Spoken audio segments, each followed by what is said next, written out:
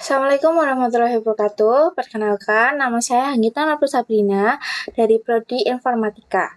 Di sini saya akan mempresentasikan rangkuman dari pertemuan pertama sampai pertemuan terakhir.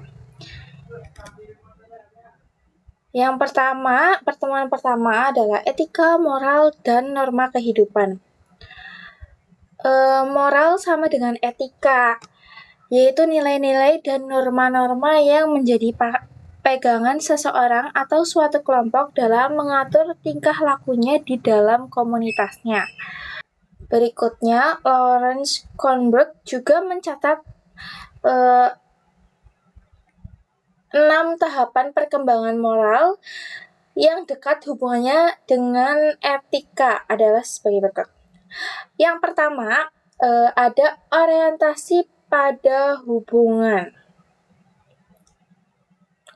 Ganjaran, kekuatan fisik, dan material nilai-nilai yang bersifat kemanusiaan tidak dipersoalkan pada orientasi ini. Yang kedua, ada orientasi hedonistis hubungan antar manusia. Orientasi ini melibatkan bahwa perbuatan yang benar adalah perbuatan yang memuaskan kebutuhan individu atau kadang-kadang kebutuhan orang lain juga. Yang ketiga, ada orientasi konformitas. Orientasi ini sering disebut orientasi anak manis, di mana seseorang cenderung mempertahankan harapan kelompoknya serta memperoleh persetujuan. Yang keempat, ada orientasi pada otoritas. Pada orientasi ini, orang cenderung melihat hukum, kewajiban untuk mempertahankan tata tertib sosial, religius, dan lain-lain yang dianggap sebagai nilai-nilai utama dalam kehidupan. Yang kelima ada orientasi kontrak sosial.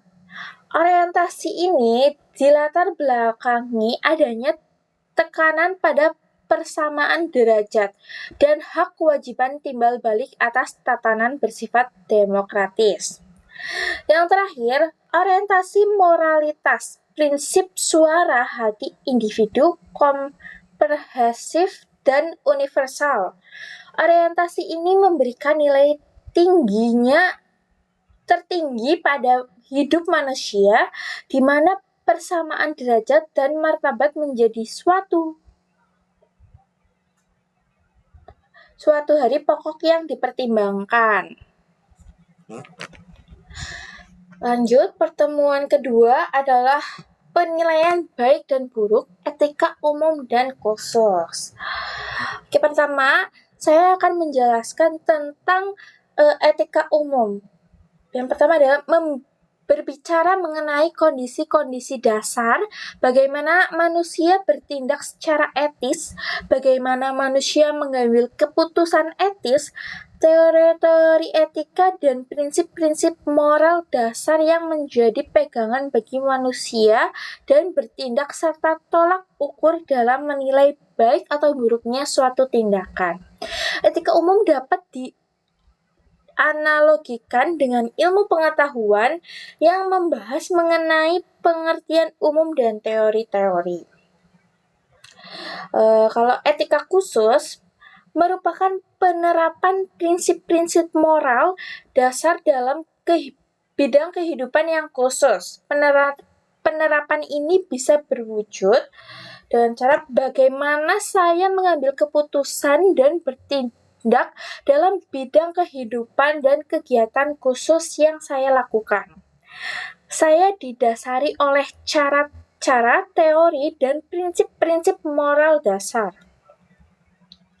Cara bagaimana manusia mengambil suatu keputusan atau tindakan dan teori serta prinsip moral dasar yang ada di baliknya. Etika khusus dibagi menjadi 2 bagian. Yang pertama, etika individual, yaitu menyangkut kewajiban dan sikap manusia terhadap dirinya sendiri. Yang kedua, ada etika sosial, yaitu berbicara mengenai kewajiban, sikap, dan pola perilaku manusia sebagai anggota umat manusia. Selanjutnya, ada etika deskriptif, yaitu etika yang berusaha meneropong secara kritis dan rasional sikap dan perilaku manusia dan apa yang dikejar oleh manusia dalam kehidupan ini sebagai suatu yang bernilai. Memberikan fakta sebagai dasar untuk mengambil keputusan tentang perilaku atau sifat yang diambil. Lalu ada etika normatif, yaitu etika yang berusaha menetapkan bagaimana sikap dan pola perilaku ideal yang seharusnya dimiliki oleh manusia dalam hidup ini sebagai sesuatu yang bernilai. Memberi penilaian sekaligus memberi norma sebagai dasar dan kerangka tindakan yang akan diputuskan. Lanjut, kita akan lanjut ke pertemuan ketiga. Di sini beberapa prinsip etika, ada etika kemanfaatan umum, ada etika kewajiban, ada etika kebenaran, ada etika keunggulan, ada etika dasar lingkungan. Di pertemuan yang keempat, syarat suatu profesi. Di sini ada memerlukan latihan dalam jabatan yang berkesinambungan, menjanjikan karir hidup dan keanggotaan yang permanen, mementingkan layanan di atas keuntungan pribadi, mempunyai organisasi profesional yang kuat dan terjalin erat, menentukan baku standarnya sendiri. Di pertemuan 5, ciri-ciri profesionalisme. Profesionalisme menuntut mengerjakan kesempurnaan hasil dan peningkatan mutu yang berkelanjutan. Kedua, ada diperlukan kesungguhan dan ketelitian kerja yang diperoleh melalui pengalaman dan kebiasaan. Selanjutnya, profesionalisme membutuhkan ketekunan dan ketabahan serta sifat yang tidak mudah puas atau putus asa hingga tujuan tercapai. Selanjutnya ada profesionalisme memerlukan integritas tinggi yang tidak tergoyahkan oleh keadaan terpaksa atau godaan iman seperti harta dan kenikmatan hidup. Selanjutnya, profesionalisme memerlukan adanya kebulatan pikiran dan perbuatan sehingga terjaga efektivitas kerja yang tinggi. Pertemuan 5 di sini ada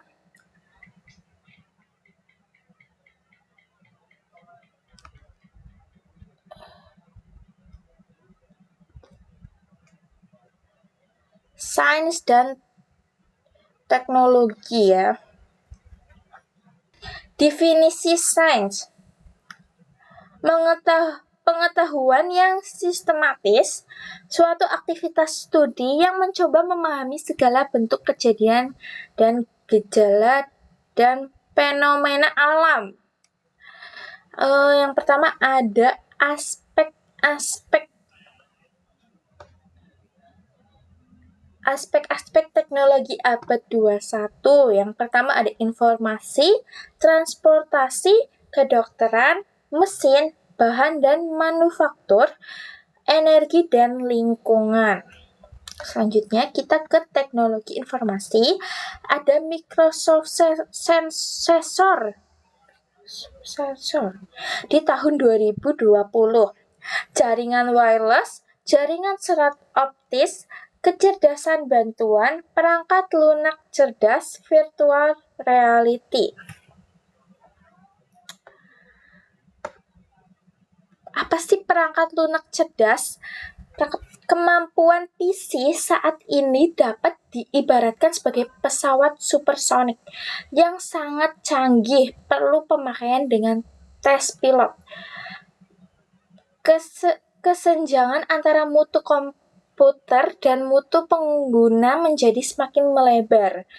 Komputer saat ini bekerja hanya sekedar manipulasi langsung. agen-agen perangkat lunak mempunyai peran sebagai sekretaris pribadi yang dapat menjalankan tugas-tugas harian, menggunakan bahasa alami untuk menggantikan fungsi papan tombol, mouse, dan layar sentuh. Agen-agen cerdas. Yang terakhir ada virtual reality, kemampuan komputer untuk memvisualisasi atau simulasikan lingkungan dunia nyata atau dunia imajinasi. Pengguna seolah-olah hidup pada dunia lain. Selanjutnya kita ke pertemuan ke-7. Membentuk jiwa teknopreneur.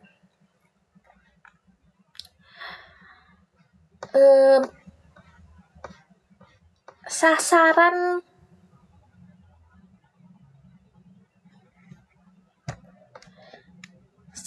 teknopreneur adalah merubah pola berpikir, memberi wawasan tren bisnis ke depan, mengejar ketertinggalan ekonomi bangsa.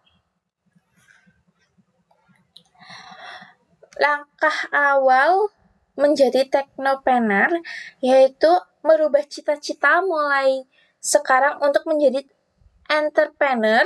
Entrepreneurship tidak mengenal tingkat pendidikan, tetapi tergantung pada keberanian mengambil resiko. Belajar berwirausaha dimulai dari sekarang, diri sendiri dan sekecil mungkin. Ciri-ciri seorang wirausahawan: berani mengambil resiko dan keputusan, tidak mengenal gengsi dan perasaan, berani tampil beda, jeli dalam melihat peluang dan kesempatan usaha, berani memulai usaha dari yang terkecil, dan tidak mengandalkan fasilitas orang lain. Sifat-sifat wirausaha. Fisik, kemampuan melihat apa yang tidak dapat dilihat orang lain. Keberanian, kemampuan bertindak walau ada keraguan-keraguan yang besar. Kreativitas, kemampuan berpikir lain dari kebanyakan orang. Tahan kritik, tidak ada satupun orang sukses yang tidak dikritik. Tidak cepat puas diri, belajar menahan rasa puas diri jangka pendek dan lebih mengutamakan hasil jangka panjang yang lebih besar. Lanjut, kita ke pertemuan 9. Teknopreneur dan prospeknya. Industri basis teknologi mendorong pertumbuhan UMKM yang tangguh, menciptakan lapangan kerja baru, membantu ahli teknologi, sinergi akademik dan praktisi, mempercepat perkembangan kewirausahaan. Peran perguruan tinggi di sini proses penciptaan nilai melalui aktivitas komersialisasi penemuan teknologi, mengoptimalkan potensi dan kompetensi yang dimiliki, mengembangkan jiwa kewirausahaan, inovasi, dan kemandirian. Keterampilan negosiasi dalam berwirausaha. Negosiasi adalah sebuah usaha untuk menemukan kesepakatan di antara dua belah pihak atau lebih yang memiliki perbedaan pandangan atau harapan tentang masalah tertentu. Yang pertama, kita bisa memahami ragam negosiasi. Negosiasi itu ada dua, negosiasi kompetitif dan negosiasi kooperatif. Yang kedua, menyiapkan diri. Yang ketiga, berbicara dan eksplorasilah berbagai opsi yang ada. Menyampaikan usulan, melakukan tawaran-menawar, berkomunikasi secara jelas dan terbuka, menjadi pendengar yang baik, mintalah istirahat apabila memang perlu, mencapai kata dan akhirnya bisa mencapai kata sepakat. Lanjut, kita ke pertemuan ke-10.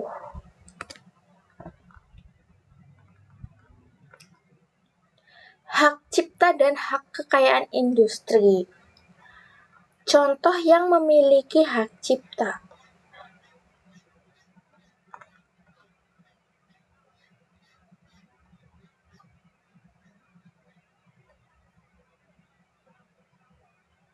Contoh yang tidak memiliki hak cipta. Contohnya adalah hasil rapat-rapat terbuka lembaga negara. Kedua, peraturan perundang-undang. Ketiga, pidato kenegaraan atau pidato pejabat pemerintah. Keempat, putusan pengadilan. Kelima, ada keputusan badan arbitres atau keputusan badan sejenis.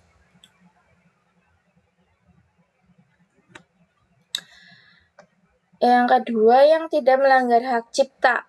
Memperbanyak lambang negara dan lagu kebangsaan, segala sesuatu yang diumumkan pemerintah kecuali ada ketentuan tentang hak cipta. Ketiga, pengambilan berita aktual dari kantor berita, lembaga penyiaran, surat kabar, dan sejenisnya, baik seluruh maupun sebagian dengan ketentuan sumbernya, harus disebutkan secara lengkap.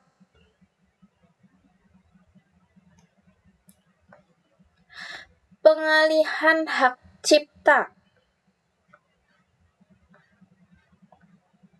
Hak cipta dapat dialihkan, baik seluruh maupun sebagian, karena dia pewaris, karena hibah, karena wasiat, perjanjian tertulis, sebab lainnya yang dibenarkan undang-undang.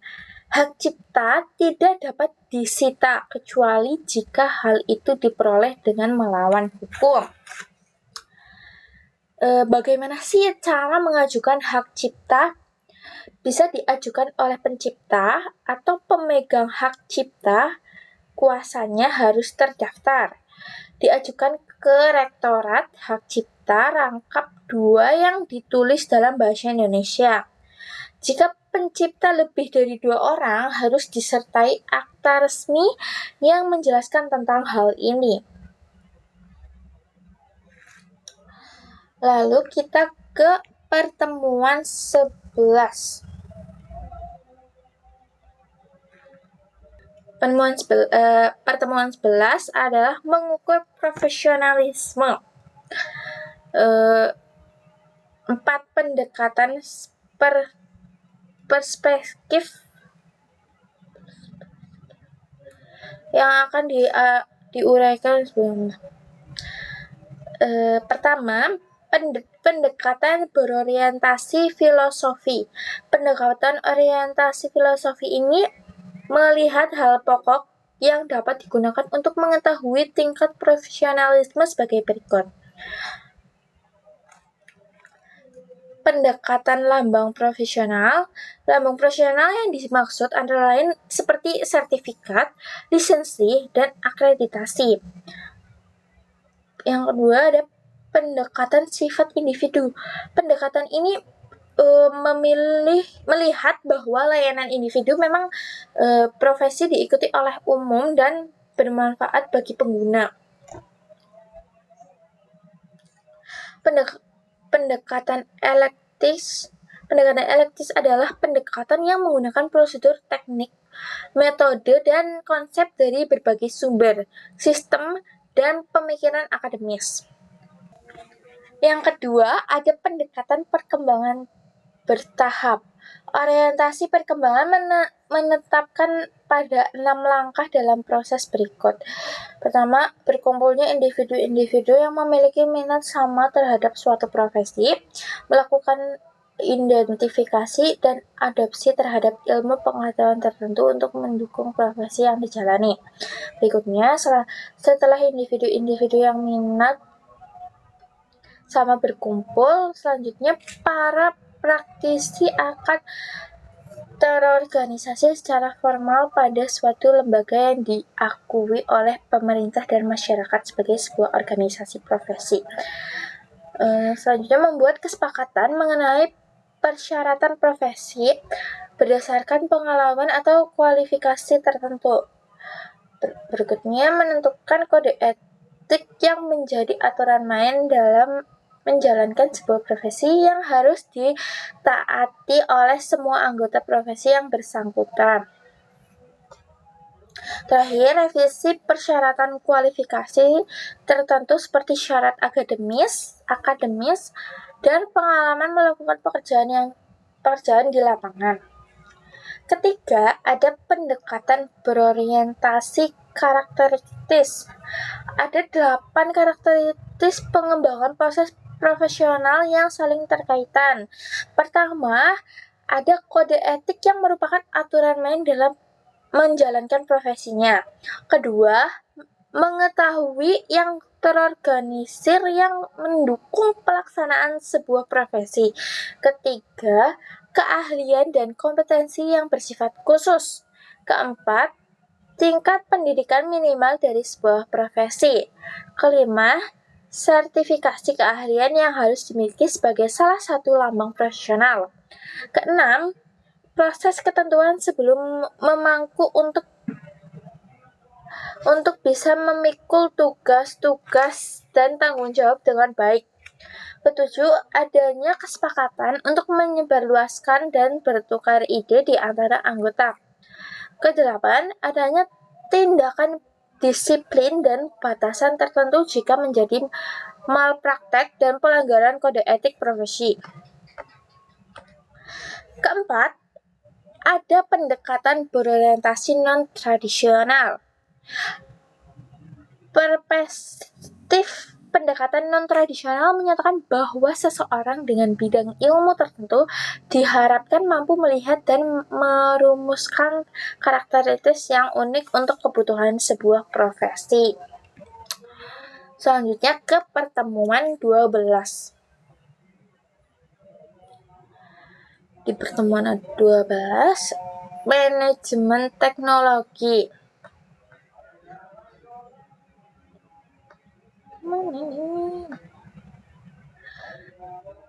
Klasifikasi teknologi.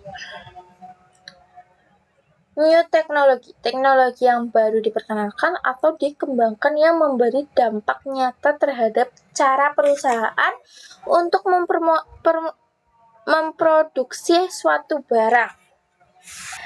Emerging teknologi yang belum sepenuhnya dikomersialisasikan seperti teknik genetik, cloning, Cleverhouse, dan lain-lain. Emerging teknologi ditunjukkan untuk menciptakan industri baru. High teknologi merupakan teknologi canggih yang biasanya digunakan oleh industri yang memiliki karakteristik tertentu. Selanjutnya ada tujuan. Pertama, memiliki pengetahuan konsep dasar teknologi dan kompetensi.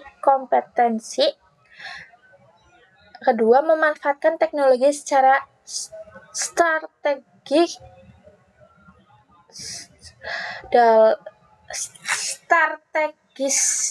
dalam organisasi modern.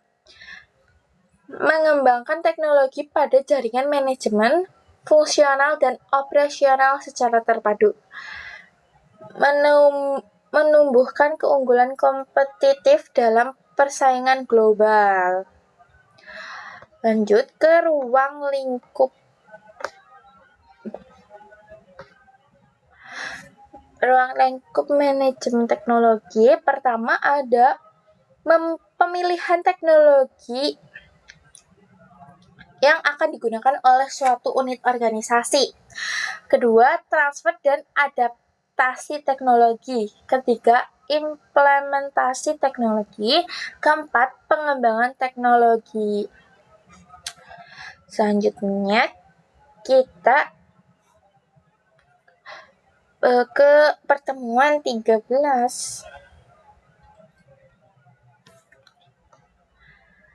Dinamika perubahan teknologi.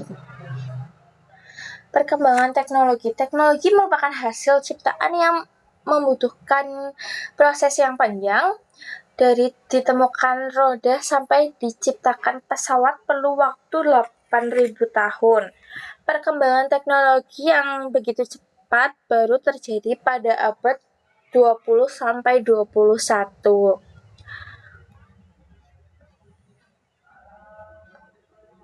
Kelebihan dan kekurangan teknologi. Teknologi masa lalu lebih lambat, sedangkan teknologi masa kini lebih cepat. Teknologi masa lalu masih menggunakan tenaga manual, yakni hewan, angin, ataupun manusia. Teknologi masa lalu memiliki kelebihan, yakni hampir semua bebas polusi. Teknologi masa kini memiliki kelebihan prosesnya cepat, namun memiliki kelemahan menimbulkan polusi.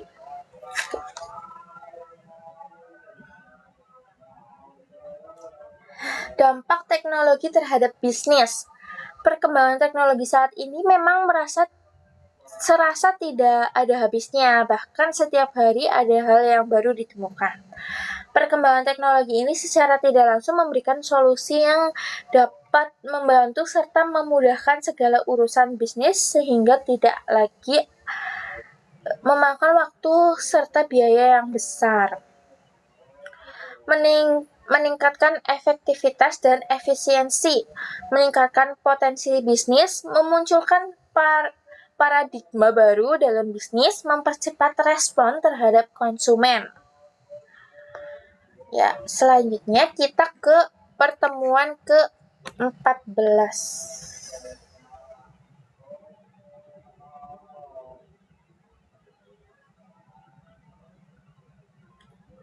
Manajemen resiko. Resiko adalah peristiwa yang dapat menimbulkan kerugian ekonomis, suatu umpan balik negatif yang timbul dari suatu kegiatan dengan tingkat probabilitas berbeda untuk setiap kegiatan. Manajemen resiko adalah minimalisasi kerugian dan meningkatkan kesempatan atau peluang.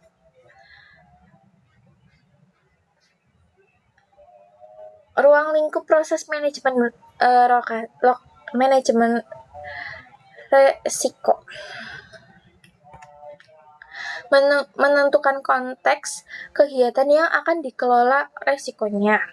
Identifikasi risiko, analisis risiko, evaluasi risiko, pengendalian risiko, pemantauan dan telaah ulang, koordinasi dan komunikasi. Implementasi manajemen risiko. Manajemen risiko dapat diterapkan di setiap level di organisasi. Manajemen risiko dapat diterapkan di level strategis dan level operasional. Manajemen risiko juga dapat diterapkan pada proyek yang spesifik untuk membantu proses pengambilan keputusan ataupun untuk pengelolaan daerah dan risiko yang spesifik.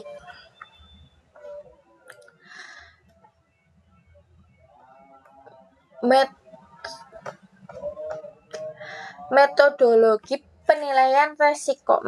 Metodologi penilaian risiko pengembangan sistem informasi dapat diuraikan dalam 6 langkah. Pertama, menentukan karakteristik dari suatu sistem. Kedua, mengidentifikasikan ancaman-ancaman. Ketiga, mengidentifikasikan kelemahan sistem. Keempat, menganalisis pengawasan. Kelima, menentukan berbagai kemungkinan pemecahan masalah. Keenam, menganalisis pengaruh risiko terhadap pengembangan sistem. Ketujuh, menentukan risiko. Kedelapan, merekomendasikan cara-cara pengendalian risiko. Ke-9, mendokumentasikan hasil keputusan.